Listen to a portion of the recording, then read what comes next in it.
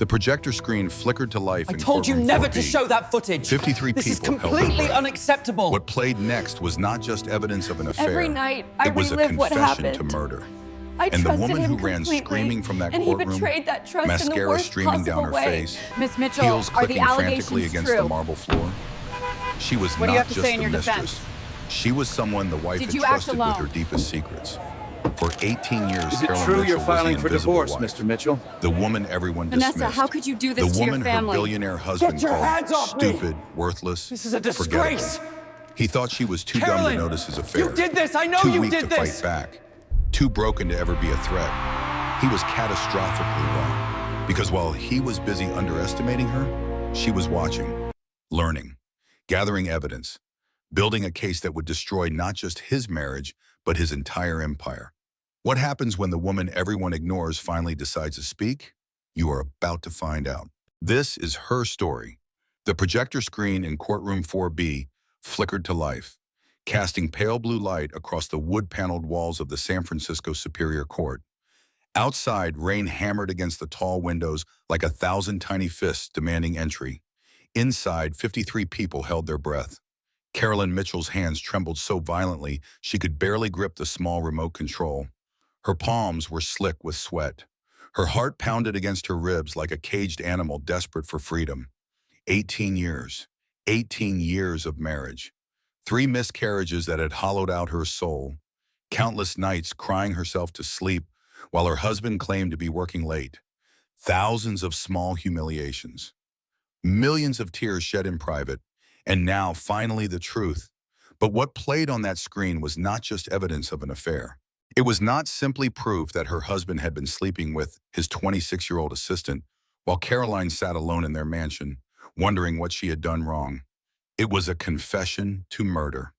And the woman who would run screaming from that courtroom in exactly 47 minutes, her designer heels clicking frantically against the marble floor, her perfectly applied makeup streaming down her face in rivers of black mascara. She was not just the mistress. She was someone Carolina had trusted with her deepest secrets. Someone who had held her hand and promised everything would be okay. Someone who had betrayed her in ways she was only beginning to understand. You think you know betrayal? You think you have seen the worst that human beings can do to each other? You have not seen anything yet. Let me take you back to where it all began, 8 hours earlier on a morning that would change everything. The storm had rolled in overnight, transforming San Francisco into a watercolor painting of gray skies and rain-slicked streets, the kind of weather that made sensible people stay home with cups of hot coffee and good books, the kind of weather that seemed designed specifically for endings. Carolyn Mitchell stepped out of a yellow taxi in front of the Superior Court building at exactly 8:32 in the morning. She had no driver, no security detail, no entourage of supporters to shield her from the photographers who had gathered like vultures on the courthouse steps. She was alone. She clutched an umbrella that had seen better days. The fabric was faded, one of the metal spokes slightly bent from the time she had used it to prop open a window in the guest house. It had been a gift from her mother, purchased at a department store that had since gone out of business. Like so many things in Caroline's life, it was practical, worn, and completely unremarkable. Her dress was charcoal gray, purchased 5 years ago on sale for $67. She had worn it to her mother's funeral. She had worn it to parent-teacher conferences when Lucas was still in high school. She had worn it to countless charity functions where she stood in the corner while Derek worked the room, invisible and forgettable. Today, she wore it to end her marriage. Carolyn was 44 years old. Her dark hair was pulled back in a severe bun that did nothing to flatter her face. The circles under her eyes told the story of too many sleepless nights, too many hours spent crying in bathrooms while her husband entertained guests in the next room. According to the tabloids, she was the mousy wife who could not keep her billionaire husband satisfied. The plain Jane who had somehow landed one of the most eligible bachelors in California, only to lose him to a younger, prettier, more exciting woman. The human equivalent of beige wallpaper. Forgettable. Invisible. Nothing. The tabloids were about to learn how catastrophically wrong they were. Carolyn paused on the courthouse steps, letting the rain patter against her umbrella. She could see the photographers watching her, their lenses trained on her face, waiting for her to crack, waiting for tears, waiting for the breakdown that would make tomorrow's headlines. She gave them nothing. Instead, she tilted her head back slightly and looked up at the gray sky. Somewhere up there, her mother was watching, her father too. The parents who had raised her to be strong, to be patient, to be observant. The parents who had taught her that the quiet ones often saw the most. I am ready, she thought. I have been ready for 3 years. Let us finish this. Across the street, a black Maybach glided to a stop at the curb. The vehicle cost more than most houses. Its windows were tinted so dark that the occupants were invisible until the rear door swung open. Derek Mitchell emerged like a king greeting his subjects. He was 51 years old, but looked 10 years younger, thanks to an army of personal trainers, nutritionists, and the best plastic surgeon money could buy.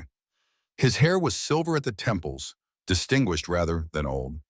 His jaw was sharp, his shoulders broad, his posture perfect.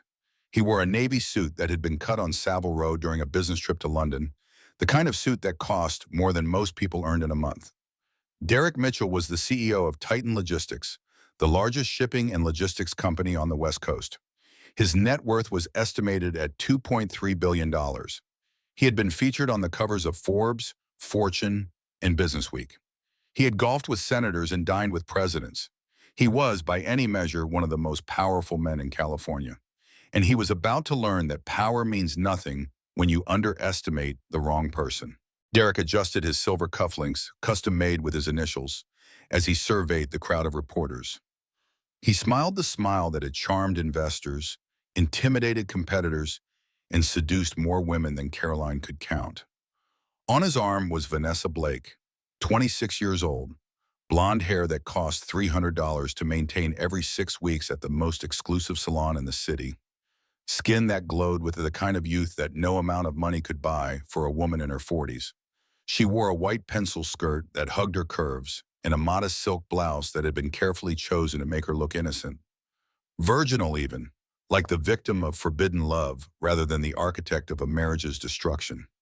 Vanessa dabbed at perfectly dry eyes with a lace handkerchief, playing her part to absolute perfection. Every gesture was calculated, every sniffle rehearsed. She was performing for the cameras, and she knew it. Derek leaned close to her, speaking loud enough for the gathered reporters to hear every word. Ignore the cameras, babe. She will be out of our lives by lunch, babe. He had never called Caroline babe, not even in the early years when they were young and in love, and the future stretched before them like an endless golden road. He had called her dear, honey, sweetheart when he was feeling particularly affectionate, but never babe. Carolyn watched them from across the street, her face as still and expressionless as a marble statue. She did not flinch at the casual cruelty. She did not cry at the public humiliation. She did not react at all. Here is the thing about being invisible for 18 years. People forget you can see them too. They forget you can hear. They forget that the quiet woman in the corner, the one they dismiss as boring and unremarkable, has been watching everything, learning everything, cataloging every lie, every betrayal, every moment of casual cruelty. They forget that invisibility is not a weakness. It is a superpower. Derek never understood that his greatest mistake was not the affair. Affairs could be forgiven, or at least tolerated, especially among the wealthy elite who's treated marriage as a business arrangement rather than a sacred bond. His greatest mistake was underestimating the woman he had married. Inside the courthouse lobby, the atmosphere crackled with anticipation. Security guards checked bags and waved metal detector wands, while reporters jockeyed for position. This was not just any divorce hearing. This was the dissolution of one of San Francisco's most prominent marriages, and everyone wanted a front row seat to the carnage. The betting pools in the city's legal community ran heavily in Derek's favor. 90-10 odds that he would crush his wife completely, that she would walk away with nothing but the lake house and a pittance of monthly support, that the prenuptial agreement she had signed 18 years ago, young and naive and desperately in love, would strip her of everything. Carolyn passed through the metal detectors alone. No lawyer walked beside her to whisper strategy. No friends had come to offer moral support. Just a woman with a 5-year-old dress and a worn umbrella and a handbag containing a USB drive that felt heavier than lead. Her lawyer was waiting by the courtroom doors. Samuel Porter was 68 years old, with a face like a basset hound and a suit that looked like he had slept in it. His briefcase was ancient leather, scratched and worn, held together by a brass clasp that had been repaired at least 3 times. He was not a celebrity attorney. He did not appear on cable news shows to offer expert opinions. He did not charge $1,500 an hour. He was simply an old friend of Caroline's late father, a man who had known her since she was a child. A man who had bounced her on his knee at family barbecues and sent her birthday cards every year, even after her parents died. Standing next to the polished veneer of Derek's legal team, Samuel looked completely outmatched, like a little league player wandering onto a professional baseball field. That was exactly what Caroline was counting on. Samuel shuffled through his ancient briefcase, his movements slow and deliberate. He pulled out a sandwich wrapped in newspaper, the kind of practical, unglamorous lunch that would make Derek's expensive lawyer sneer. "Want half?" he offered Caroline. "It is tuna. My wife made it this morning." "Sam, court starts in 5 minutes." "Exactly." Samuel took a large bite, chewing thoughtfully. "Cannot fight on an empty stomach. Ellen always says that. 43 years of marriage, and she still makes my lunch every day. That is the secret, you know, finding someone who cares enough to make you a sandwich."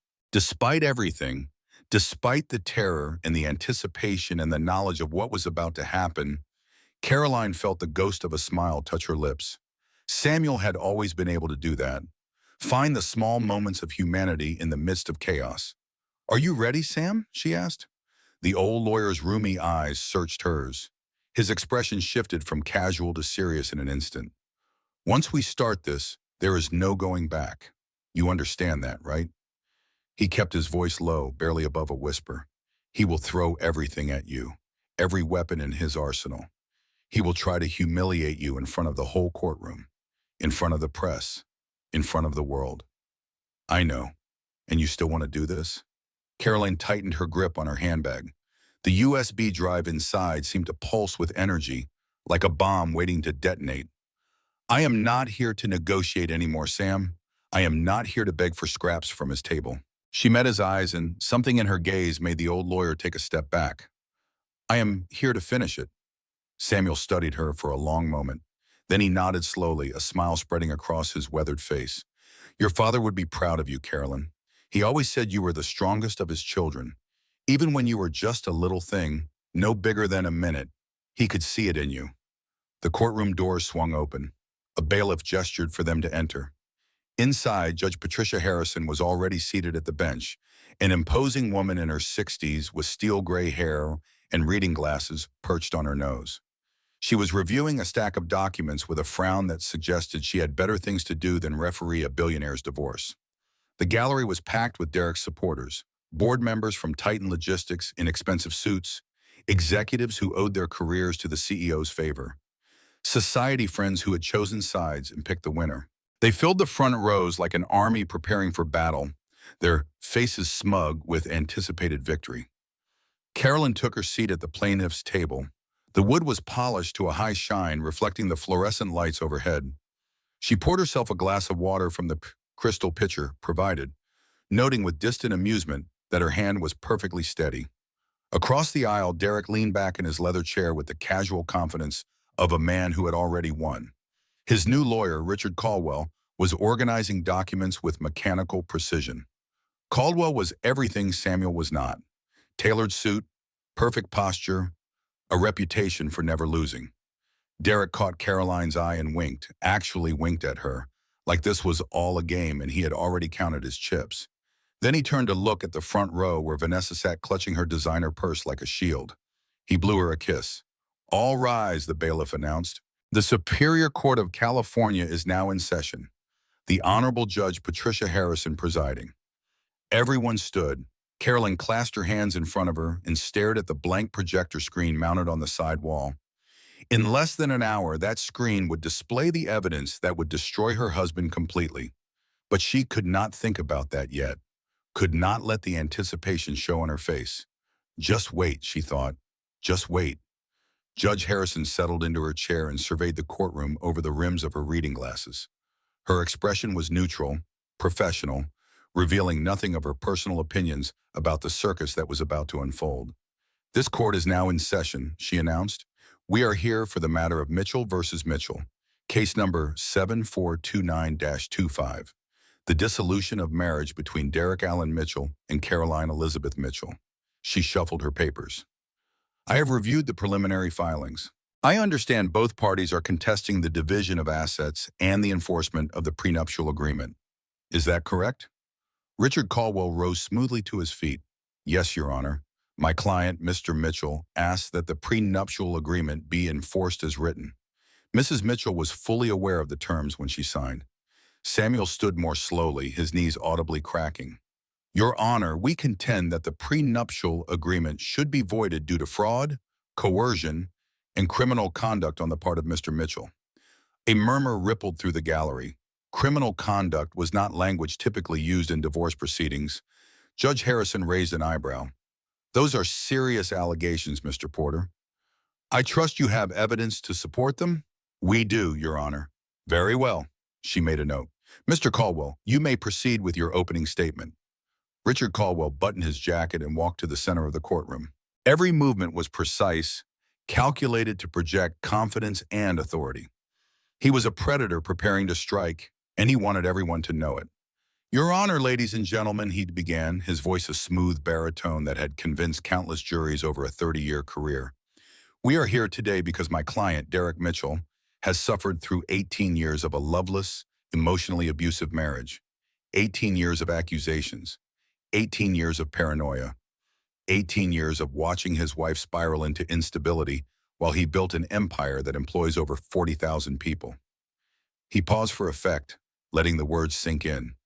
"We intend to prove that Mrs. Mitchell is not only financially irresponsible, but has exhibited patterns of unstable behavior that make her unfit to manage any significant assets. We have sworn affidavits from staff members at the Mitchell estate, the housekeeper who witnessed Mrs. Mitchell's erratic outbursts, the driver who was ordered to follow Mr. Mitchell and report his movements, the groundskeeper who found evidence that Mrs. Mitchell was secretly recording private conversations." Carolyn kept her face still, but inside she felt a cold fury building. Every accusation was a lie. Every claim was a distortion of the truth. Derek was projecting his own sins onto her, painting her as the villain in a story where she had always been the victim.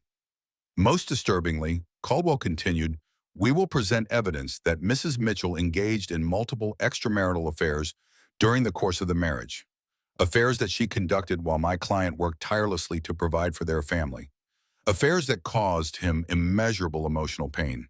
The gallery murmured. Some of the society women in the front rows exchanged knowing looks. "We ask that the prenuptial agreement be enforced strictly," Caldwell concluded. "Mrs. Mitchell should receive only what the document specifies. The lake house and a monthly stipend of $5,000. Nothing more. It is generous, all things considered." He returned to his seat, looking satisfied. Judge Harrison turned to Samuel. "Mr. Porter, your response?" Samuel rose, and Carolyn could see him playing up his age, his rumpled appearance, his apparent frailty, making himself seem even more outmatched than he was. "Your Honor," Samuel said, his voice raspy but clear, "my client spent 18 years supporting Mr. Mitchell, not just emotionally but professionally. She was there when Titan Logistics was nothing but a dream scribbled on a napkin. She helped write the original business plans. She managed the household so he could focus on building his company. She sacrificed her own career aspirations to be the supportive wife that society expected." He shuffled toward the judge's bench. And how did Mr. Mitchell repay that loyalty? By conducting a 3-year affair with his executive assistant. By secretly transferring $40 million to offshore accounts in preparation for this divorce. By conspiring with his own attorney to hide assets that rightfully belonged to both parties. Caldwell jumped to his feet. "Objection! These allegations are unfounded. Mr. Porter is attempting to prejudice the court with wild accusations." "They are not wild accusations," Samuel replied calmly. "They are documented facts, and we have the evidence to prove it." Judge Harrison held up her hand. "Gentlemen, please. This is a hearing, not a debate. Mr. Porter, you mentioned evidence. I assume you intend to present it?" We do, Your Honor, in due time. Very well, she made another note. Mr. Caldwell, you may call your first witness. Caldwell smiled. The prosecution calls Vanessa Blake to the stand. The gallery buzzed as Vanessa rose from her seat in the front row. She smoothed her white pencil skirt, adjusted her silk blouse, and walked to the witness stand with the kind of vulnerable grace that made men want to protect her and women want to hate her. Every step was calculated. Every gesture was rehearsed. She was performing the role of her life, and she knew exactly how to play it. Vanessa placed her hand on the Bible and took the oath. I swear to tell the truth, the whole truth, and nothing but the truth, so help me God. Her voice trembled just the right amount. Not so much that it seemed fake, just enough to suggest that she was nervous, frightened, a delicate flower forced to testify against her will. Carolyn wanted to vomit. Miss Blake, Caldwell began gently, approaching the witness stand with the careful movements of a man approaching a wounded bird. Thank you for being here today. I know this must be difficult for you. It is, Vanessa whispered, dabbing at her eyes with her lace handkerchief. Very difficult. Let us start with some background. You were employed at Titan Logistics for 3 years, correct? Yes, sir. I started as an executive assistant in the marketing department. After 6 months, I was promoted to be Mr. Mitchell's personal assistant. And in that role, you had regular contact with both Mr. and Mrs. Mitchell? I did. Vanessa's voice was soft, wounded. Mr. Mitchell was wonderful to work for. Professional, respectful, the kind of boss everyone dreams about. And Mrs. Mitchell? Vanessa hesitated, as if reluctant to speak ill of anyone. She was different. Different how?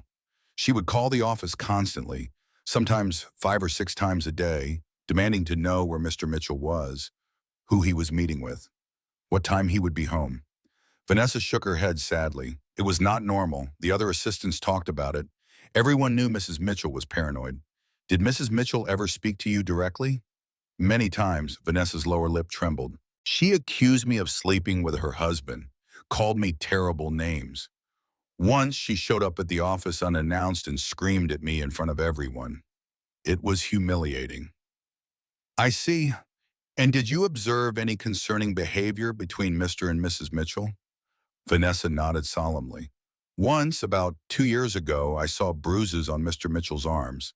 I asked him what happened. He said he fell while playing tennis. She paused, letting the implications sink in. But I knew, she whispered. I knew she had done it. The way he flinched when she called. The way he looked when he came to work some mornings, like he had not slept, like he was afraid. Carolyn's jaw tightened so hard her teeth ached. Every word was a lie, a carefully constructed fabrication designed to paint her as the villain. Derek had never played tennis in his life.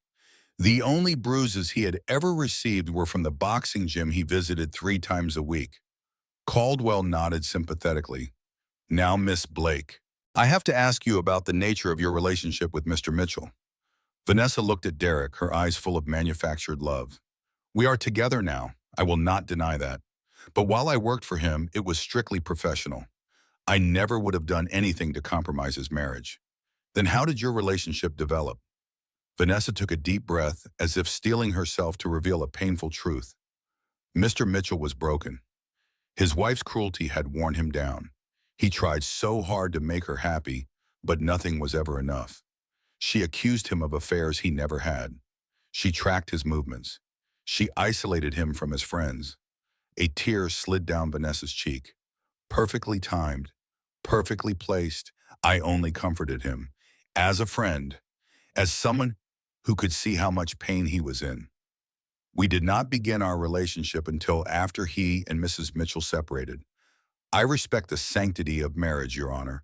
She turned to the judge with wide, innocent eyes. I really do. Caroline felt a bubble of bitter laughter rising in her chest. The sanctity of marriage. This woman had worn Caroline's stolen diamond earrings to the company Christmas party 2 years ago, while Caroline was still married to Derek. While she was at home, recovering from her 3rd miscarriage, bleeding and broken and wondering why her husband had not come to hold her hand. The sanctity of marriage from a woman who had laughed about Caroline's dying mother while sleeping in Caroline's bed on Christmas Eve. The hypocrisy was breathtaking. Thank you, Miss Blake. Caldwell said warmly. No further questions. He returned to his seat, looking supremely satisfied. Judge Harrison turned to the plaintiff's table. Mr. Porter, your witness. Samuel rose slowly. He did not approach the witness stand. He did not try to intimidate or pressure. He simply stood by his chair, studying Vanessa with a mixture of pity and barely concealed disgust. Miss Blake, he said, his voice raspy with age, you stated that your relationship with Mr. Mitchell began after the separation date of August 1st of last year. Is that correct? Yes, Vanessa's chin lifted. Absolutely. And you stated that Mrs. Mitchell was abusive and paranoid, that everyone at the office knew about her behavior. Everyone knew it, Vanessa snapped. The sweet girl act slipped for just a moment, revealing something cold and hard beneath the surface. She was crazy. Ask anyone. Samuel nodded slowly. No further questions. The courtroom murmured in confusion. That was it? Was Samuel giving up already? Even Judge Harrison looked surprised. Mr. Porter, the judge said, do you not wish to cross-examine the witness further? No, Your Honor. I believe Miss Blake has said quite enough. He sat down. Derek leaned over to whisper something to Caldwell. Both men chuckled quietly. They were laughing at Samuel, at Caroline, at the pathetic attempt to fight back against the Mitchell machine. They would not be laughing for long. Mr. Caldwell, Judge Harrison said, do you have additional witnesses? We do, Your Honor, but in the interest of time, we would like to move directly to our motion. Given the evidence of Mrs. Mitchell's instability, we ask that the prenuptial agreement be enforced immediately and that she be denied any claim to marital assets beyond what the document specifies. The judge frowned. Mr. Porter, do you have any witnesses or evidence to present? Samuel picked up a small remote control from the table. His movements were deliberate, unhurried. Actually, Your Honor, we do not have witnesses in the traditional sense. He stood up straight, and suddenly he did not look like a frail old man at all. He looked like a hunter who had been patiently waiting for his prey to walk into a trap. In a case of, she said, we felt it would be better to let the facts speak for themselves. He held up the remote. We have video evidence we would like to enter as Exhibit A. The courtroom went silent. Richard Caldwell was on his feet before Samuel could finish his sentence. Objection! His voice cracked with sudden alarm. We have not been provided with this evidence in discovery. This is an ambush. Judge Harrison held up her hand. Mr. Caldwell, please. She turned to Samuel with a measured expression.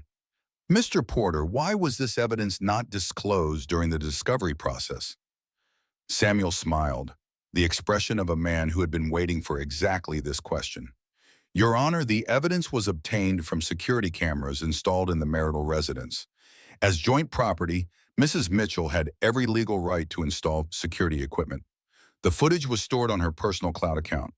We did not believe we were required to disclose the contents of her personal files. This is outrageous, Caldwell sputtered. Personal files that contain recordings of my client are absolutely subject to discovery. I move to have this evidence excluded. Judge Harrison considered for a moment. This is a civil proceeding, not a criminal trial. Different rules apply. She looked at Caroline. Mrs. Mitchell, were these recordings made with your husband's knowledge?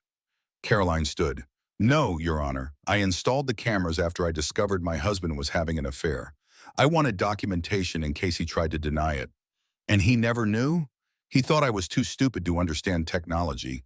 Caroline's voice was steady. He was wrong.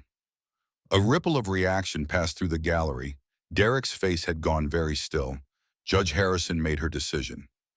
I will allow the evidence. This is a discovery hearing to determine the facts of the matter. If the footage is authentic and relevant, I want to see it. She gavelled once. Proceed, Mr. Porter. Your Honor, Caldwell tried one more time. I must insist you have noted your objection. It is overruled. The judge's voice was sharp. Sit down, Mr. Caldwell. The defense attorney sank into his chair, his face pale. Samuel pointed the remote at the projector mounted on the side wall. The screen flickered to life, casting a rectangle of pale blue light. Please dim the lights, Samuel requested. The bailiff hit the switch. The courtroom plunged into semi-darkness. The only light came from the projector, painting everyone's faces in ghostly shades. What you are about to see, Samuel said, his voice hard as granite, is a compilation of security footage from the Mitchell residence, footage that Mr. Mitchell believed had been deleted. He paused. It was not. The screen flickered. A date stamp appeared in the corner. October 14th, 2 years ago. The scene was the living room of the Mitchell mansion. Expensive furniture, original artwork on the walls, a fireplace that had never been used. The audio was crystal clear, captured by microphones hidden in the smoke detectors. Derek was in the frame, pacing across the Persian carpet. He had a phone pressed to his ear, his free hand gesturing as he spoke. "Listen to me, Richard," the on-screen Derek said. The courtroom went absolutely still. "Richard," he was talking to his own lawyer, "I need you to move on this tonight. The Blue Sky Shell Company in the Caymans. Transfer the $40 million from the joint investment account. Do it now, before Caroline notices anything." He paused, listening to the response. "I know it is technically joint property. That is why we have to move it before the divorce proceedings start. She is too stupid to understand offshore banking. By the time she figures out the money is gone, it will be untouchable." Another pause. "The prenup gives her the lake house and $5,000 a month. That is more than she deserves. 18 years of watching her mope around the house, getting fat, crying about her dead parents. I should get a medal for putting up with her as long as I did." In the courtroom, Richard Caldwell looked like he was about to have a stroke. His face had gone from pale to gray. The video was showing him actively conspiring with his client to commit fraud. That was a disbearable offense that was potentially criminal. But the video was not done. The scene cut to a new timestamp, December 24th, 2 years ago, Christmas Eve. Carolyn remembered that night with perfect, agonizing clarity. She had been at the hospital holding her mother's frail hand through another round of chemotherapy. The doctors had said the cancer was aggressive, that they were running out of options. Caroline had called Derek to say she would be late. He had said he understood. He had said he would wait up for her. He had lied. The video showed the master bedroom of the Mitchell mansion. The bed where Caroline had slept every night for 15 years. The Egyptian cotton sheets she had picked out. The antique headboard she had found at an estate sale. Derek walked into the frame, champagne bottle in hand. He was not alone. Vanessa Blake followed him, wearing a red Santa hat and very little else. She was laughing, her face flushed with wine and excitement. "What about your wife?" Vanessa giggled, running her hands up Derek's chest. "Forget the old hag."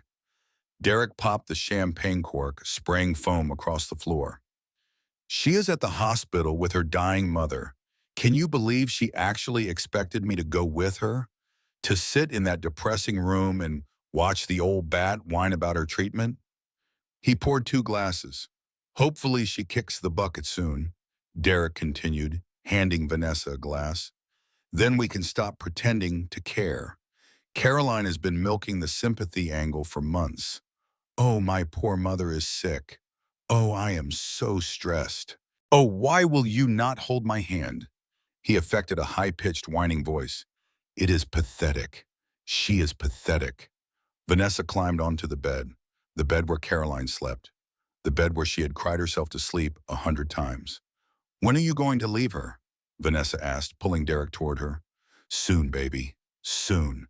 Once I secure the Jenkins merger, I will kick her to the curb.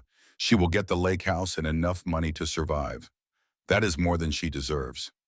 He kissed Vanessa deeply.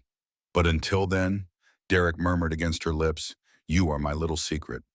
The courtroom gasped. It was a collective intake of breath that seemed to suck all the oxygen from the room. In the gallery, the real Vanessa Blake let out a strangled sound. Her face had gone blotchy and red. The image of her laughing about a dying woman sleeping in the wife's bed on Christmas Eve was now burned into every retina in the room. This was not the innocent victim she had portrayed on the witness stand. This was a willing participant in cruelty. "Turn it off!" Derek roared, jumping to his feet. His face had turned a violent shade of crimson, the veins in his neck bulging. "This is illegal. This is a violation of my privacy. I will sue everyone in this room." Judge Harrison slammed her gavel. The sound echoed like a gunshot. "Sit down, Mr. Mitchell. Bailiff, if he moves again, restrain him." Derek stood frozen, vibrating with rage, but he did not move. 2 bailiffs had already positioned themselves behind him. Samuel did not turn off the video. There is more, Your Honor. The scene changed again. This footage was darker, more intimate. March 15, 15 months ago, the interior of a car. The image came from a dashboard camera facing inward, capturing both the driver and the passenger. Derek was in the driver's seat, his face twisted with fury. Caroline was in the passenger seat, pressed against the door, her body language screaming fear. "You are worthless," the on-screen Derek screamed. "Absolutely worthless. I gave you everything. A house, cars, jewelry. And what do you give me? Nothing. You cannot even manage to stay pregnant long enough to give me an heir." "Derek, please." Carolyn's voice on the recording was small, broken. "The baby. It was not my fault. Everything is your fault." His hand flew across the frame. The sound of the slap was sickeningly loud over the courtroom speakers, a crack that made several people in the gallery flinch. Caroline, in the video, crumpled against the passenger door. A sob tore from her throat. "You want to know about the offshore accounts?" Derek continued, his voice dropping to something cold and deadly. "You want to know where our money goes? It goes where I say it goes. And if you ever mention it again, if you ever threaten me again, I will destroy you." He grabbed her chin, forcing her to look at him. "You tell anyone about the accounts, and I will make sure everyone knows you are insane. I will have you committed. Who are they going to believe? The billionaire CEO who employs 40,000 people? Or the pathetic housewife who cannot even carry a baby to term?" The video cut to black. The lights in the courtroom buzzed back on. For 3 heartbeats, nobody moved. Nobody breathed. The silence was absolute. Then Caroline spoke. Her voice was steady, strong, cutting through the silence like a blade of cold steel. "I was never the abuser, Derek." She stood up from the plaintiff's table and turned to face him directly. "I was always the victim, and now everyone knows it." The chaos that erupted in courtroom 4B would make headlines across the country. Reporters scrambled for their phones, desperate to be the first to break the story. Board members in the gallery looked for the nearest exits, calculating how quickly they could distance themselves from the sinking ship. Richard Caldwell stood frozen at the defense table, his legendary composure shattered beyond repair. But it was Vanessa Blake's reaction that Caroline would remember for the rest of her life. The mistress rose from her seat in the front row, her movements jerky and uncoordinated. Her carefully applied makeup had begun to run, mascara tracking down her cheeks like black tears. The perfectly innocent victim she had portrayed on the witness stand had vanished, replaced by something raw and desperate. "I did not know," Vanessa stammered, her voice rising to a shriek. "I did not know he would show it. Derek told me no one would ever see. He promised." She turned to look at Derek, but he was not looking at her. He was staring at the blank projector screen as if he could will the images to disappear. "Derek," Vanessa's voice cracked, "say something." He did not respond. For 3 years, Vanessa had believed she was special, that she was different from all the other women, that Derek Mitchell truly loved her and would leave his boring wife to be with her. She had believed the lies because she wanted to believe them. Now, watching him refuse to even acknowledge her existence, she understood the truth. She had been a pawn, a disposable plaything, just like Caroline, just like Victoria Bennett before her, though she did not know that name yet. "You liar," a woman from the back of the gallery yelled. It was Helen Martinez, Caroline's neighbor from 2 houses down. The woman who had watched Caroline grow thin and pale over the years, who had heard the muffled sounds of arguments through the walls. "You lying witch." The accusation broke something in Vanessa. The shame hit her like a physical weight, crushing the air from her lungs. She grabbed her designer purse, let out a high-pitched sob that echoed off the courtroom walls, and ran. She sprinted down the center aisle, her heels clicking frantically against the marble floor. A reporter surged forward, cameras flashing, but she did not stop. She burst through the double doors with a crash and disappeared into the hallway. The mistress ran out crying, just as the story promised. But the drama was far from over. "Order!" Judge Harrison slammed her gavel repeatedly, the sharp crack cutting through the chaos. "Complete silence. I will have order in this court." The room gradually stilled, though the tension remained thick enough to choke on. Judge Harrison removed her reading glasses and pinched the bridge of her nose. When she looked up, Her expression was hard as granite. "Mr. Caldwell," she said, her voice dangerously calm, "I'm going to have a very serious conversation with the state bar about your involvement in concealing assets. The video clearly shows you receiving instructions from your client to commit fraud. That is a disparable offense at minimum." Caldwell's mouth opened and closed like a fish gasping for air. "Your Honor, the video could be fabricated. Deepfake technology is very advanced these days. We need to verify. Save your excuses for the Ethics Committee." Judge Harrison's contempt was barely concealed. "I am also referring this matter to the District Attorney's Office for potential criminal charges regarding fraud and conspiracy." She turned her gaze to Derek, who had finally stopped staring at the projector screen. His face had gone a sickly shade of gray, the confident smirk completely erased. "Mr. Mitchell," the judge continued, "given the evidence of domestic assault presented in that video, I am issuing an immediate temporary restraining order. You are to have no contact with Mrs. Mitchell whatsoever. If you come within 500 feet of her, you will be arrested." "This is insane," Derek snarled, his composure finally cracking. "She recorded me without my permission. That is illegal. She should be the one facing charges." "Mr. Mitchell, you just watched yourself confess to fraud and witnessed yourself committing assault. I suggest you stop talking before you make things worse."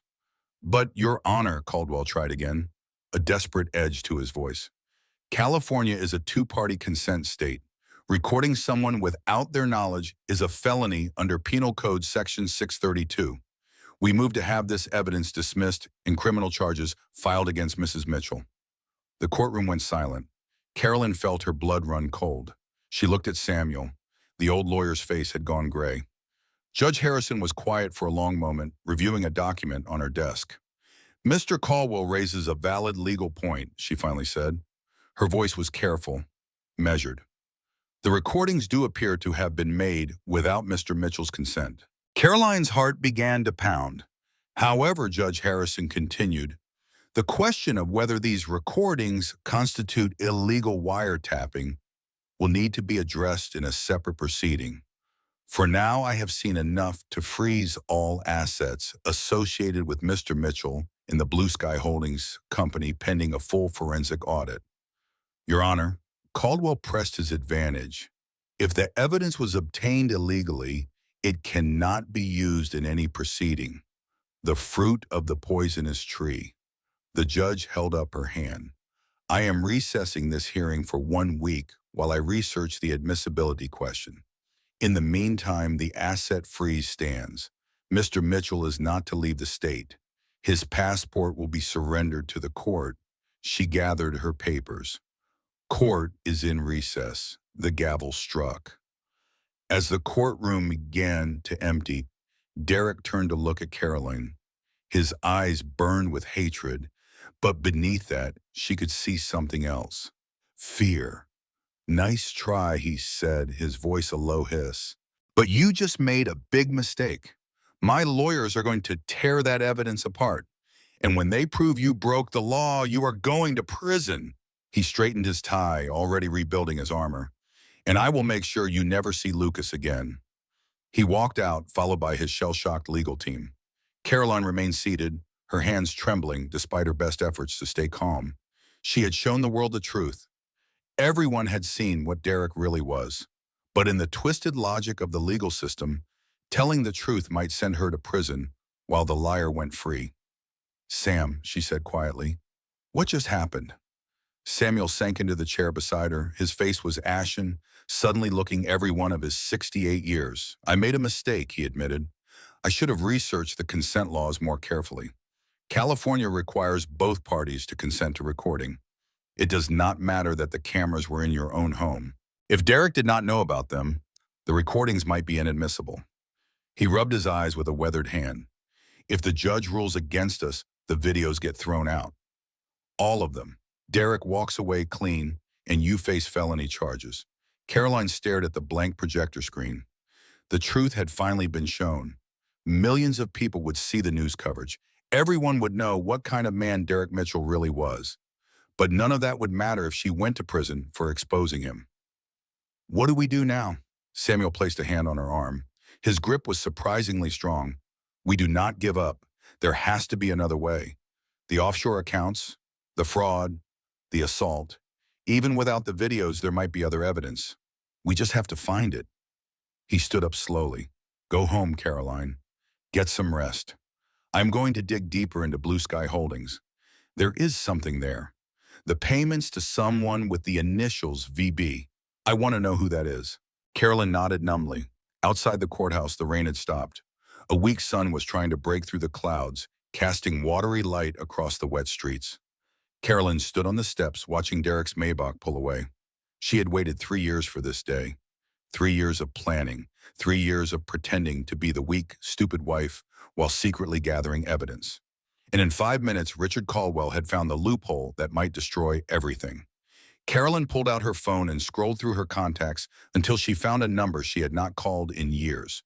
A number given to her by a private investigator she had hired when she first suspected Derek's affair. A number connected to someone who claimed to have information about Derek's past. She pressed call. It rang 3 times before a woman answered. Hello, is this Margaret Bennett? There was a long pause. Who is this?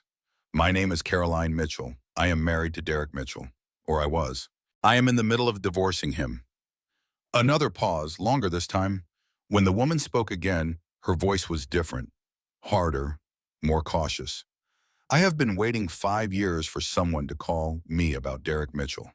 But I need to know. Are you sure you want to hear what I have to say? Yes, then we should meet in person. What I know cannot be shared over the phone. Carolyn looked up at the gray sky. Tell me when and where. The week that followed the courtroom revelation was the worst of Caroline's life. Derek's public relations team went into overdrive within hours of the hearing's conclusion. By the next morning, every news outlet in the country was running a different version of the story. Not the story of a brave woman exposing her abusive husband.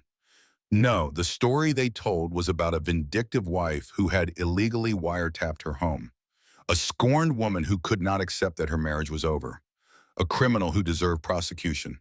The hashtag Team Derek began trending on social media. Thousands of strangers, people who had never met either of them, took sides. They called Caroline crazy, obsessed, dangerous. They said she had driven her poor husband into the arms of another woman with her paranoia and instability. The few voices defending her were drowned out by the noise. Then came the eviction notice. Carolyn stood in the foyer of the mansion she had called home for 15 years, reading the legal document in her trembling hands. Derek's lawyers had moved faster than she thought possible. Since the prenuptial agreement gave her no claim to the primary residence, and since she was under investigation for potential felony charges, the court had granted Derek exclusive occupancy. She had 24 hours to leave, 24 hours to pack 18 years of memories into boxes, 24 hours to say goodbye to the garden she had planted, the room she had decorated, the life she had built. She filled 3 suitcases with clothes. She took the photo albums her mother had given her, the ones with pictures of Caroline as a baby, as a toddler, as a gap-toothed child on her first day of school. She took the jewelry that had belonged to her grandmother, simple pieces with more sentimental value than monetary worth. Everything else she left behind. The mansion had never really been her home anyway. It had been a prison, a gilded cage where she had slowly disappeared, one small humiliation at a time. Her son called that evening. Lucas was 19 years old, a sophomore at Stanford University. He had his father's dark hair and his mother's eyes. Caroline had spent 18 years protecting him, loving him, trying to shield him from the worst of his parents' marriage. She had hoped desperately that he would see through his father's lies. Mom. Lucas's voice was strained, distant. I saw the news. Lucas, please. Let me explain. Dad's lawyer called me. He said you have been recording our house for years. He said you might go to jail. That is not the whole story. You saw the videos. You saw what your father did. There was a long pause on the line. He said the videos were edited, that you manipulated them to make him look bad. Lucas, that is not true. You know me. You know I would never, do I? His voice cracked. Do I really know you, Mom? Because the person I thought I knew would never secretly record our home, would never do something illegal to win a divorce. Carolyn closed her eyes. The pain in her chest was physical. like someone had reached inside her and squeezed her heart. Dad says I should not talk to you anymore, Lucas continued. He says you are unstable, that you might try to manipulate me. I am your mother and he is my father. And right now I do not know which one of you is telling the truth. So I think I need some space. Lucas, please, I have to go, Mom. The line went dead. Carolyn sank to the floor of her rented studio apartment. 400 square feet of water-stained walls and creaking floorboards. The only place she could afford on short notice, in a building where the elevator was broken and the heating worked only intermittently. She collapsed onto the air mattress that served as her bed and let herself break. The sobs tore through her chest, ugly and raw and uncontrolled. 18 years of being strong. 18 years of holding everything together. 18 years of swallowing her pain and plastering on a smile and pretending everything was fine. She let it all go. She cried for her marriage, for the love she had once felt for Derek, back when they were young and full of dreams, for the slow death of that love, murdered by 1,000 small cruelties over 2 decades. She cried for her children, for the babies she had lost, the 3 pregnancies that had ended in blood and grief, for Lucas, who had been turned against her by a father's lies. She cried for her parents, both dead now, who would never see justice done. She cried until there were no tears left, until her throat was raw and her eyes were swollen and her body felt hollow. And then, in the silence of that tiny apartment, she heard a knock on the door. Carolyn wiped her face with the back of her hand and stumbled to the door. Through the peephole, she saw a woman in her early 70s standing in the hallway, white hair cut short, sharp eyes that missed nothing, a cigarette dangling from her lips despite the no smoking signs posted everywhere. You dying in there or just being dramatic? The woman called through the door. Carolyn opened it. Excuse me? The woman walked past her without waiting for an invitation, surveying the apartment with unconcealed judgment. I am Gladys. I live next door. Walls are thin. Been listening to you cry for 3 days. She held up a casserole dish covered in aluminum foil. Made you this. It is terrible, but it is hot. Sit down. Eat. I do not. Was not asking. Gladys set the dish on the tiny kitchen counter and began rummaging through the cabinets. You got any plates, or are you living like a complete animal? I just moved in. Clearly, Gladys found a paper plate, served up a generous portion of casserole, and thrust it at Carolyn. Eat. Carolyn found herself obeying. She was too exhausted to argue. The casserole was indeed terrible. Overcooked noodles swimming in sauce from a jar, topped with cheese that had been burned on one side and undercooked on the other. But it was the first warm meal Carolyn had eaten in days, and she devoured it like a starving woman. Gladys watched her with approval. There we go. Cannot fight on an empty stomach. Now, she lit a fresh cigarette, ignoring Caroline's cough. Tell me what is going on. I saw you on the news. They are saying you are some kind of criminal mastermind. I am not a criminal. Did not say you were. I said that is what they are saying. Big difference. Carolyn set down her fork. My husband cheated on me for 3 years. I caught him on video. Now I am the one facing charges because I recorded him without his permission. Gladys snorted, a sound of pure contempt. Sounds about right. Rich men have different rules. Always have, always will. She settled into the apartment's only chair, a plastic lawn chair that Caroline had bought at a drugstore. Listen, honey, I have buried 3 husbands. 2 of them deserved it. You buried 3 husbands? The first one, Harold, died of a heart attack. Nice man. Boring, but nice. Left me a little money. She took a long drag on her cigarette. The second one, Frank, was a cheater. Used to sneak out to see his secretary every Thursday afternoon. Told me he was bowling. What happened to him? Fell off a ladder cleaning the gutters. Very tragic. There was something in Gladys's tone that made Caroline look at her more closely. And the third? Walter was a gambler. Lost everything we had at the horse races. Then he had the nerve to take out a life insurance policy on me. Can you imagine? She chuckled darkly. He did not realize I knew about the policy, or that I had switched his heart medication with sugar pills. Carolyn's eyes went wide. Relax. Gladys waved her cigarette dismissively. I am just joking. Walter choked on a piece of steak. These things happen. She did not look like she was joking. Point is, Gladys continued, I know what it is like to be married to a man who thinks he can do whatever he wants. And I know what it is like to fight back. She leaned forward, her eyes sharp. You know what I learned after 50 years of dealing with men like your husband? When they think they have won, that is when they get sloppy. Let him celebrate. Let him think you are beaten. Let him relax his guard. And then you gut him like a fish. Carolyn stared at the old woman, this strange, chain-smoking neighbor who had appeared out of nowhere with terrible casserole and even more questionable life advice. I do not even know where to begin. You begin by not giving up. Gladys stubbed out her cigarette. You begin by looking for the thing he does not want you to find. Rich men always have secrets. Bigger the fortune, bigger the secrets. She stood up and headed for the door. This offshore account thing you mentioned. The payments to someone with initials VB. That is where you dig. How do you know about that? Honey, I told you. Walls are thin, and I have excellent hearing for my age. Despite everything, Carolyn laughed. It was a small sound, rusty from disuse but real. Thank you, Gladys. Do not thank me yet. I have a feeling this is going to get worse before it gets better. But when it does get better, you owe me a real dinner. Somewhere nice. With tablecloths and wine glasses that are not made of plastic. Deal. Good. Gladys opened the door. Now get some sleep. Tomorrow you start fighting back. Samuel Porter's heart attack came at 9:17 in the morning on a Tuesday. Carolyn received the call while she was sitting in her tiny apartment, surrounded by bank statements and corporate filings and documents she had printed at the public library. She had been searching for any trace of the Blue Sky Holdings account, any evidence that did not rely on the videos that might be ruled inadmissible. Her phone rang. Unknown number. Mrs. Mitchell? The voice was male, professional, carefully neutral.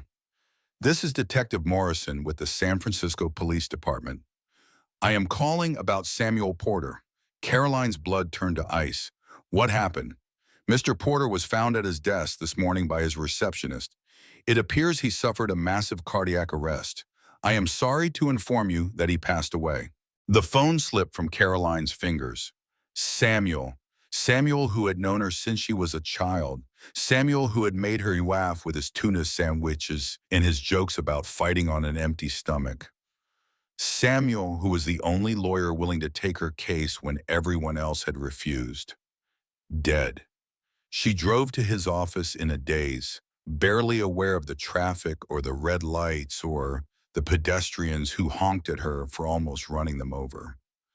The building was surrounded by police cars, yellow tape stretching across the entrance. I need to see him, Carolyn said, approaching one of the officers. He was my lawyer. He was my friend. Crime scene, ma'am. No one goes in. Crime scene. She felt the ground tilt beneath her. It was a heart attack. Was not it a heart attack? The officer's expression did not change. I am not at liberty to discuss the details, but I would suggest you stay available for questioning. Caroline stood in the parking lot for a long time after the officer walked away. Her mind was spinning, trying to make sense of what she was hearing. Samuel had been investigating Blue Sky Holdings. Samuel had been asking questions about the VB payments. Samuel had said he was close to finding something. And now Samuel was dead. The official cause was cardiac arrest. A 70-year-old man with a demanding job and too much stress. These things happen, people would say. He pushed himself too hard. But Caroline did not believe in coincidences anymore. She believed that her husband was capable of anything. The funeral was 3 days later, a small service at a church in the old part of the city, the kind of church where the stained glass windows told stories of saints and martyrs and people who had died for their beliefs. Samuel's wife, Ellen, was gracious even in her grief. A small woman with white hair and kind eyes, she had been married to Samuel for 43 years. She had made his tuna sandwiches every morning. She had waited up for him every night, no matter how late his cases ran. She hugged Caroline tightly. He believed in you, Ellen whispered. He told me the night before he died that you reminded him of your father, that you had the same stubborn streak, the same fire. I am so sorry, Ellen, if I had not asked him to take my case. Do not say that. Ellen pulled back to look at Caroline, her eyes fierce despite the tears. Sam died doing what he loved. fighting for someone who needed him. There is no better way for a lawyer to go. She pressed something into Caroline's hand. A flash drive. He asked me to give you this, if anything happened. He said you would know what to do with it. Caroline looked at the small device. What is on it? I do not know, but he said it was important. He said it might be the key to everything. That night, alone in her apartment, Caroline plugged the flash drive into her laptop. There was only one file. A document titled VB. She opened it. It was Samuel's research. Pages and pages of notes, transaction records, corporate filings. And at the center of it all, a name. Victoria Bennett. VB, not Vanessa Blake. Victoria Bennett. A woman who had died in a car accident 5 years ago. A woman who had been married to Derek Mitchell before Caroline even knew he existed. A woman whose death, according to Samuel's notes, was far from accidental. Caroline read through the night, her horror growing with every page. By the time dawn broke over San Francisco, she understood the truth. Derek Mitchell was not just a cheater. He was a murderer. And Samuel Porter had died because he had gotten too close to proving it. The next morning, Caroline met with Margaret Bennett for the first time. Victoria's mother was in her late 50s with silver hair and elegant bearing that spoke of a life that had once been comfortable. But her clothes were worn, her jewelry simple. Whatever wealth the family had once possessed had clearly been depleted. They met at a coffee shop in a quiet neighborhood, far from anywhere Derek's people might be watching. Thank you for seeing me, Caroline said. Margaret studied her across the table. Her eyes were haunted, carrying 5 years of grief and unanswered questions. When you called, I almost did not believe it. All this time, I thought I was the only one who knew the truth, the only one who suspected. Tell me about Victoria. Margaret took a deep breath. Victoria was my only child. She met Derek when they were both young, before the money, before Titan Logistics. They married right out of college. She helped him build the company from nothing. What happened? The same thing that happened to you. Margaret's voice was bitter. He used her, took everything she had to give, and when she threatened to expose his financial crimes, he killed her. How? Car accident. Margaret's hands trembled around her coffee cup. She was driving on a mountain road coming back from visiting me. Her brakes failed. The car went over the cliff. That could be a real accident. It could. But Victoria called me the night before she died. She said she had evidence that Derek was laundering money through his shipping routes. She said she was going to take it to the FBI the next morning. Margaret looked up, her eyes burning. The next day, her brakes failed, and the mechanic who had serviced her car the week before, he disappeared, moved to Mexico, they said, with a large deposit in his bank account that no one could explain. Caroline felt sick. Do you have proof? I did. Victoria had sent me copies of everything she had gathered. But 3 days after her funeral, my house was broken into. The files were stolen. My computer was destroyed. So there is no evidence left. Margaret smiled, a cold smile that did not reach her eyes. That is what Derek believes. But Victoria was smarter than he ever gave her credit for. She knew he might come after me, so she hid a second copy of everything. Where? With the one person Derek would never think to look. Someone he considered so far beneath him that she was invisible. Caroline felt the pieces clicking into place in her mind. Vanessa. Margaret nodded. Victoria met Vanessa before she died, warned her about what kind of man Derek really was, gave her a flash drive with everything. Then why has Vanessa not come forward? Because she did not believe Victoria. She thought it was just a jealous ex-wife trying to cause trouble. She threw the flash drive in a drawer and forgot about it. And now Vanessa has seen the truth. She ran out of that courtroom because she realized she had been played. She is scared, Caroline. Scared of what Derek might do to her. She leaned across the table and took Caroline's hands. If you can get to her, if you can make her understand that she is the next Victoria waiting to happen, maybe she will finally do the right thing. Caroline thought of Vanessa Blake, the woman who had stolen her husband, who had laughed about her dying mother, who had destroyed her marriage and testified against her in court, the last person in the world she wanted to ask for help. But sometimes survival means making alliances with your enemies. How do I reach her? Finding Vanessa Blake took 3 days. She was no longer at the Marina penthouse. Derek had cut her off completely after her embarrassing exit from the courtroom. The corporate housing agreement had been terminated. Her credit cards had been canceled. The allowance that had kept her in designer clothes and expensive wine had vanished overnight. Vanessa had become, in the span of a single afternoon, exactly what Derek had always seen her as: disposable. Caroline tracked her down through a combination of persistence and luck. Gladys, it turned out, had a nephew who worked as a building manager in the Tenderloin district. He mentioned that a young blonde woman matching Vanessa's description had rented a room in one of his buildings, paying cash, using a fake name. Carolyn found her in a dingy apartment on the fourth floor of a building that smelled like mildew and broken dreams. The door was answered by a woman who barely resembled the polished mistress from the courtroom. Vanessa's hair was unwashed, pulled back in a messy ponytail. Her makeup was gone, revealing dark circles under her eyes that rivaled Caroline's own. She wore sweatpants and a stained t-shirt, and she flinched when she saw who was standing in her doorway. "Please," Vanessa stepped back, her voice high with panic. "I do not have anything left. He took everything. I am not a threat to anyone. I am not here to hurt you," Carolyn said. "Then why are you here? To gloat? To watch me suffer?" Caroline studied the woman before her. 26 years old, homeless, terrified. Yes, Vanessa had made terrible choices. She had participated in destroying a marriage. She had lied on the witness stand, and she had mocked a dying woman while sleeping in that woman's daughter's bed. But she had also been manipulated by a man who had perfected the art of using people, a man who had discarded her the moment she became inconvenient, just like he had discarded Victoria, just like he would discard anyone who got in his way. "I am here because we have a common enemy," Carolyn said, "and because you have something I need." "I do not have anything." Vanessa's voice cracked.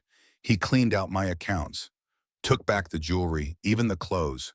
I have nothing but what I was wearing when I left that courthouse." "You have a flash drive." Vanessa went very still. "A flash drive given to you by a woman named Victoria Bennett. How do you know about that?" Victoria was Derek's first wife. She died in a car accident that was not really an accident. Caroline stepped closer. Just like Samuel Porter's heart attack was not really a heart attack. Vanessa's face went pale. "Who is Samuel Porter, my lawyer? He was investigating Derek's offshore accounts. He was getting close to the truth, and then he died." She let the implications sink in. "Derek kills people, Vanessa. People who threaten him. People who know too much." Vanessa backed away until she hit the wall. "No, no, that is not. He would not." "Would he not? You saw what he was like. You know what he is capable of. The rage, the cruelty, the absolute certainty that he can do whatever he wants without consequences. That is different. Violence, yes. But murder?" Victoria was 26 when she died.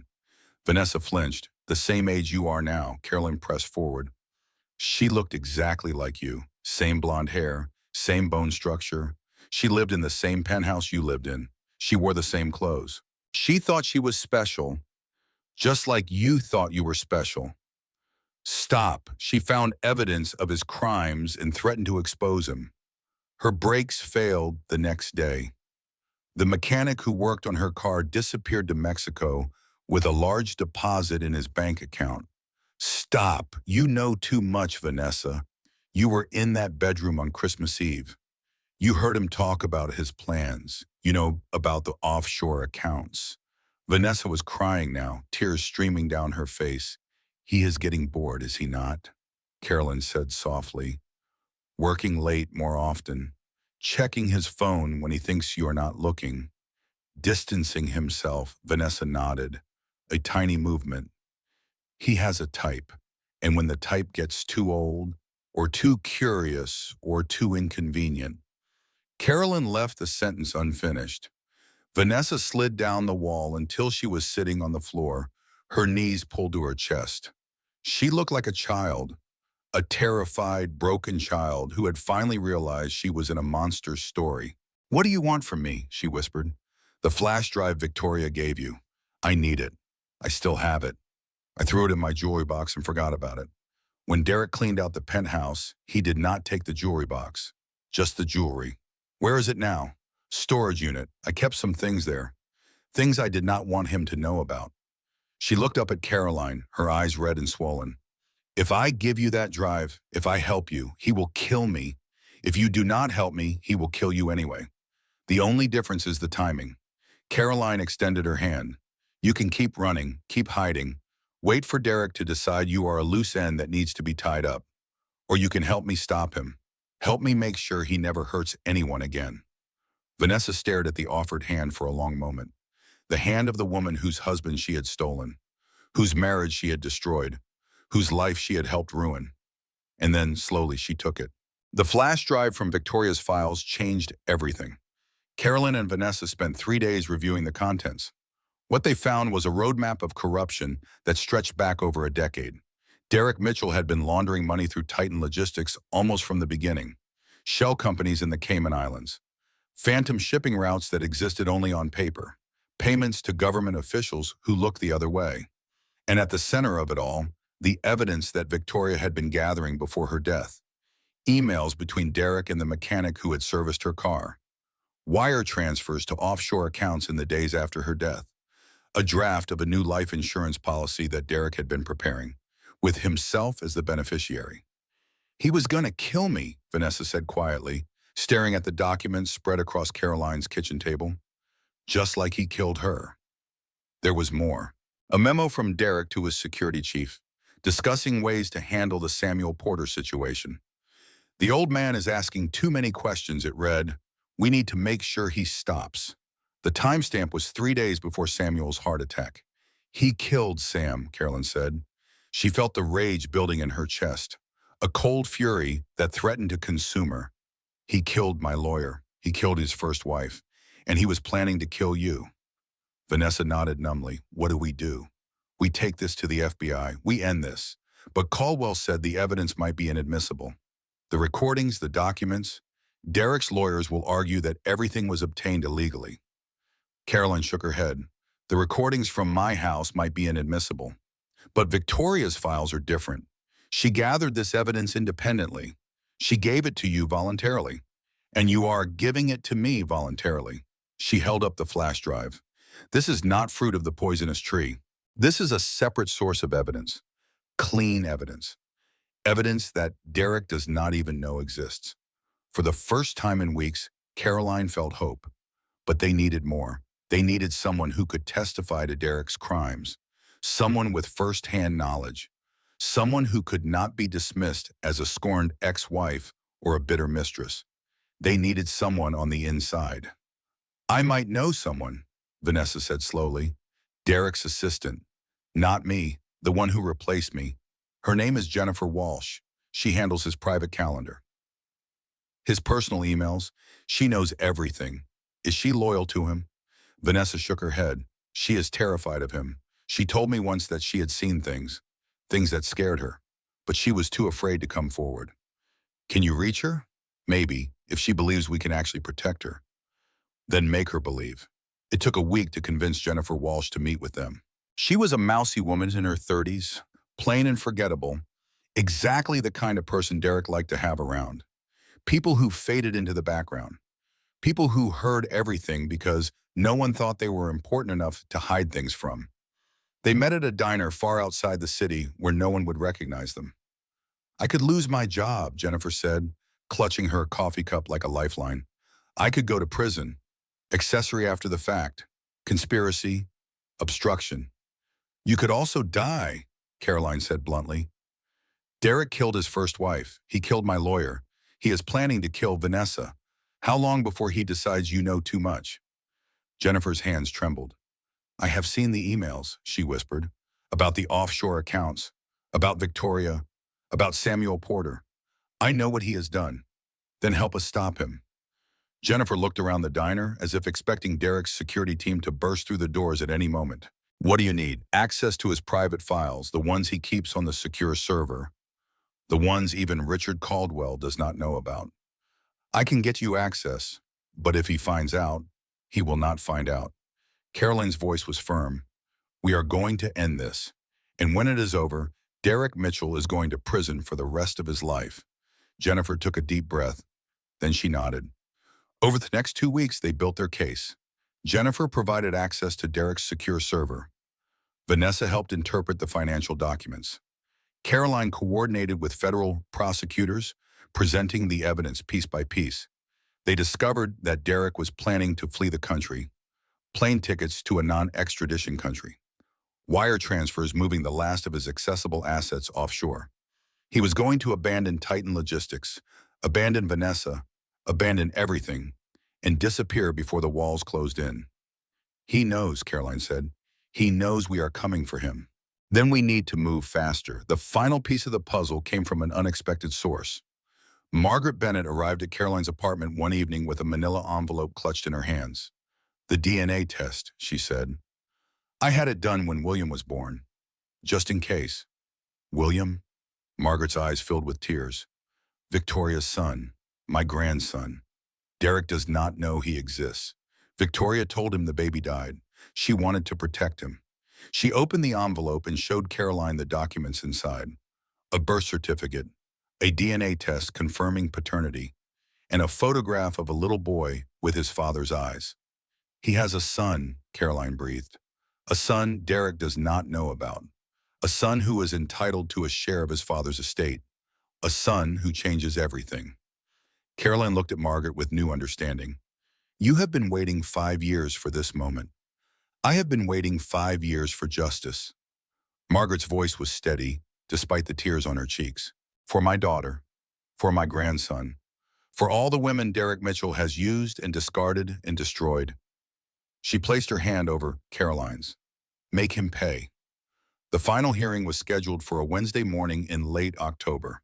Courtroom 4B was packed to capacity. Every seat in the gallery was filled. Reporters lined the hallway outside, their cameras ready to capture whatever drama unfolded. The Mitchell divorce had become a national story, and everyone wanted to see how it ended. Carolyn arrived at the courthouse alone. She wore a cream-colored suit that fit her perfectly, purchased with the last of her savings. Her hair was down, framing a face that showed no trace of the broken woman who had cried on her kitchen floor 6 weeks earlier. She walked with the quiet confidence of someone who had already won. But she was alone. No lawyer walked beside her. Samuel was dead, and she had decided she did not need anyone else. Derek was already seated at the defense table when she entered. He had a new lawyer, a woman named Patricia Chambers, who had taken over after Richard Caldwell's disbarment.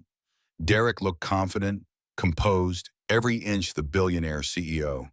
But Carolyn saw the cracks beneath the surface, the way his fingers drummed against the table, the slight tension in his jaw, the way his eyes darted to the back of the courtroom, checking the exits. He was afraid. He just did not know yet how afraid he should be. Judge Patricia Harrison entered. All rose. The hearing began with the expected motions. Patricia Chambers argued that the video evidence should be excluded, that Caroline's recordings violated wiretapping laws, that her client was the victim of an illegal surveillance operation. Judge Harrison listened with a neutral expression.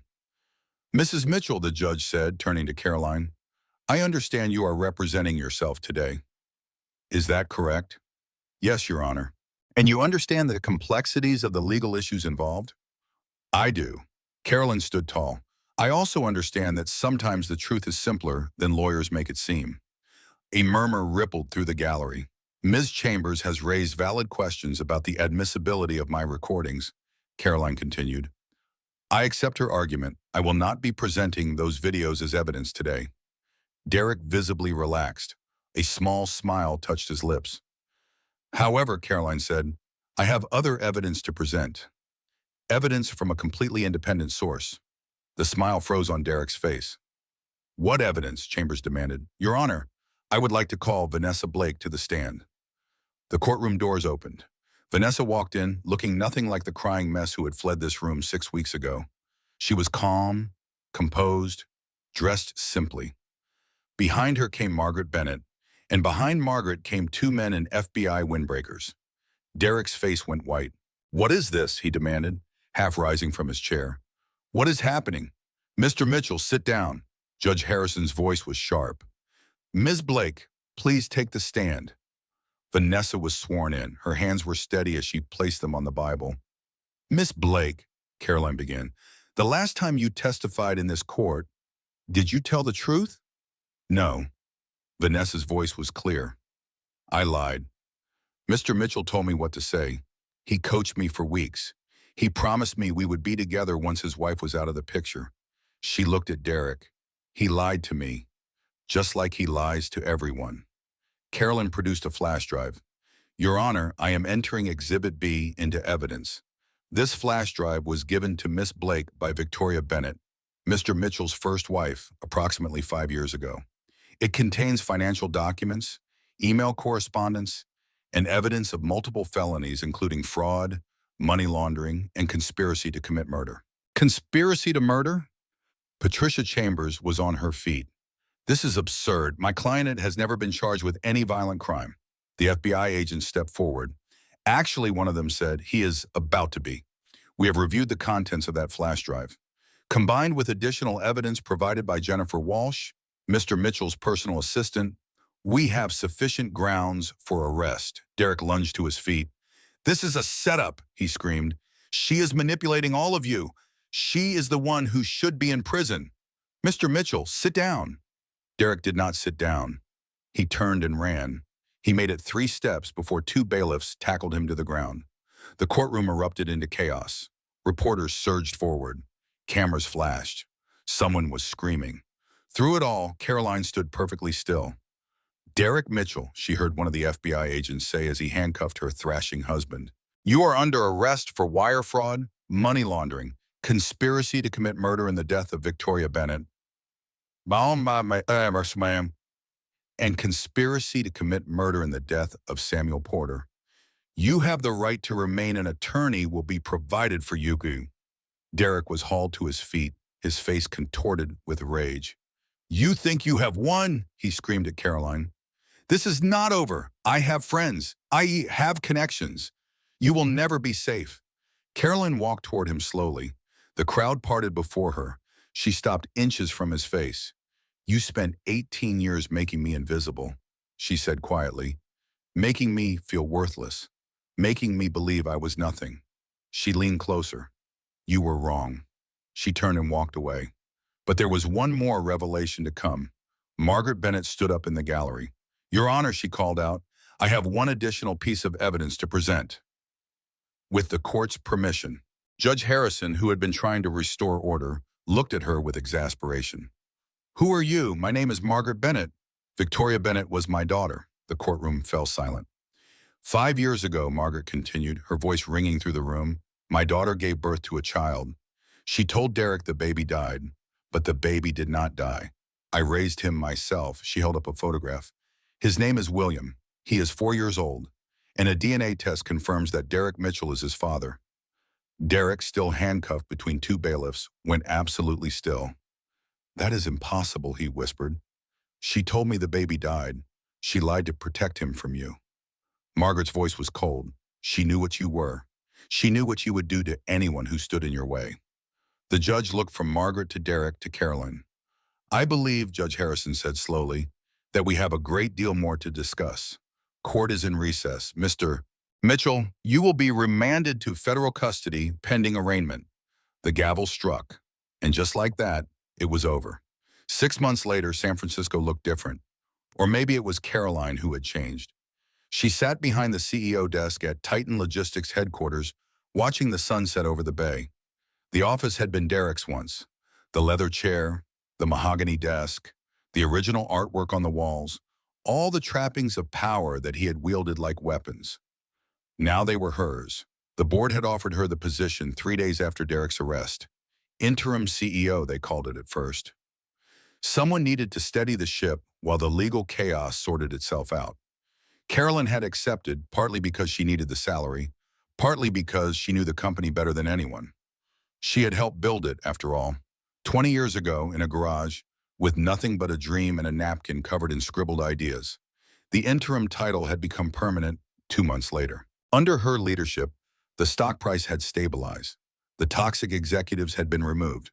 The shipping routes had been restructured to eliminate the money laundering channels Derek had created. And every week, a portion of the profits went to a new foundation she had established. The Victoria Bennett Foundation, dedicated to helping survivors of domestic abuse rebuild their lives. Margaret sat on the board, so did Vanessa, believe it or not. Some wounds could be healed with time and genuine remorse. Some could not, but they were trying. Carolyn's phone buzzed, a text from Lucas. On my way, see you in 20 minutes. She smiled. Her son had come around, eventually. It had taken weeks of difficult conversations, tears, accusations, slowly building trust back from the rubble of their broken family. Lucas had visited his father in prison once. Just once. He had come back pale and shaken, and he had never gone again. He is not the man I thought he was, Lucas had said. I do not know if he ever was. Caroline had held him while he cried, not telling him I told you so, not gloating, just being there, the way a mother should be. Some things were more important than being right. A knock on the office door pulled her from her thoughts. Am I interrupting? Gladys poked her head in. She was wearing a dress for once instead of her usual house coat and cigarette combination. Still looked like she was ready to fight someone. Never. Caroline gestured to the chair across from her desk. What brings you to the corporate headquarters of capitalism? Wanted to see the fancy office. Gladys settled into the chair with a grunt. Nice view, leather chairs. Is that a wet bar? Help yourself. Gladys poured herself a generous glass of whiskey. I saw the news, she said. Derek got sentenced today. 45 years. Caroline's voice was neutral. No possibility of parole. Good. Gladys took a long sip. Too bad they do not have the death penalty for being a complete piece of garbage. The trial had been brutal.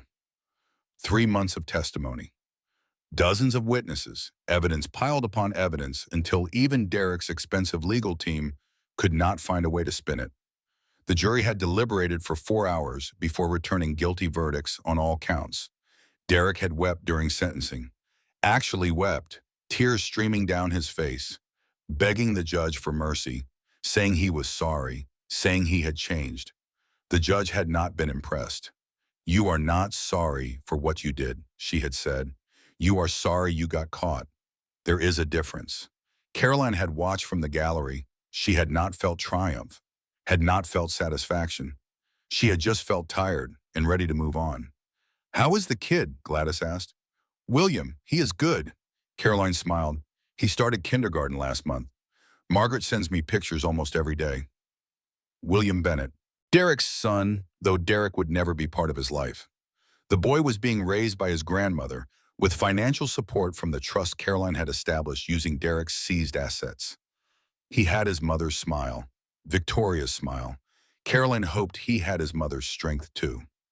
And your other kid, Lucas, coming for dinner tonight. Caroline checked her watch. Should be here soon. Good. Gladys drained her whiskey. You deserve some happiness after all this garbage. She stood up to leave, then paused at the door. Hey, I never asked. What happened to the mistress? The blonde one, Vanessa. She works at a coffee shop downtown, trying to finish her degree. You could have destroyed her. Gladys's eyes were sharp. She destroyed your marriage, lied about you in court, but you helped her instead. Carolyn considered the question. She was a victim too, she said finally, a different kind of victim. Derek used her the same way he used everyone, as a tool to get what he wanted. She turned to look out the window. Besides, destroying her would not have made me feel better. It would have just made me more like him. Gladys nodded slowly. Your father would be proud of you. She said it gruffly, embarrassed by the emotion. He was a good man. You turned out to be a good woman. Thank you, Gladys. Yeah, well, do not get sappy on me. She headed for the door. Dinner tomorrow? There is a fancy Italian place that just opened. I want to try the lobster ravioli. It is a date. After Gladys left, Carolyn sat alone in the quiet office. The sun had finished setting, leaving the city lit by a million artificial lights. Ships moved slowly across the bay, carrying cargo to distant ports. Her ships now. Her company. Her life. She thought about everything she had been through. The years of obsession, the betrayal, the devastating lows when she had been certain she would never recover.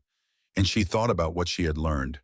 Being invisible is not always a weakness. Sometimes it is a gift, a chance to see what others miss, to watch and learn and wait for the right moment.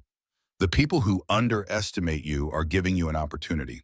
They are lowering their guard, showing you their true selves, revealing the weaknesses they think they can hide. And patience, real patience, is not about waiting for someone else to save you. It is about becoming strong enough to save yourself. Her phone buzzed again. Lucas was in the lobby. Carolyn gathered her things and headed for the elevator. Tonight she would have dinner with her son. Tomorrow she would run a company. Next week she would visit Margaret and William in Museum and continue building a life she was proud of. The fight was over. The healing had begun. And Carolyn Mitchell, the invisible wife, was finally exactly where she belonged. Not in anyone's shadow, not waiting for permission, not apologizing for taking up space. Standing in her own light, owning her own story. Ready for whatever came next. As she stepped into the elevator, her phone buzzed one more time. A text from an unknown number. She opened it. A photograph. Her office through the window, taken from the building across the street. And a message. Derek says hello from federal prison. He has friends on the outside. This is not over. Signed, a friend. Caroline stared at the image. Her heart rate spiked. Old fear tried to claw its way back, but she did not let it take hold. She had survived worse than this. She had faced down a murderer in open court. She had rebuilt her life from ashes. She had become someone she was proud of, and she would be damned if she let them win now. She forwarded the message to the FBI contact she had on speed dial. Then she deleted it. The elevator doors opened on the lobby. Lucas was waiting, smiling, looking more like the boy she remembered and less like the angry young man he had been 6 months ago. Hey, Mom. He hugged her. Ready for dinner? Always. She hugged him back. Let us go. They walked out into the San Francisco night. The air was cool. The streets were busy with people heading home, heading out, living their lives. Somewhere out there, Derek's friends were watching, planning, waiting. Let them. Carolyn Mitchell had spent 18 years being underestimated, being dismissed, being invisible. She had used that time to become something stronger than any of them imagined. And if they came for her again, she would be ready. She looked up at the night sky, at the stars barely visible through the city lights. This is not the end, she thought. It is just the beginning. And whatever comes next, I can handle it. Because I am not the invisible wife anymore. I am Caroline Mitchell. And I am just getting started. And that is how the tables turned. Derek Mitchell thought he held all the cards. He thought money and power made him untouchable. He thought the quiet woman in the corner was nothing to worry about. He forgot the most important rule. You never truly know someone until you try to destroy them. Carolyn did not just survive. She thrived. She took every brick he threw at her and built a castle he could only dream of entering. It is a reminder to all of us. Dignity, intelligence, patience. These are the most powerful weapons you can wield. The truth always finds a way to come out eventually. Now I want to hear from you. What would you have done in Caroline's shoes?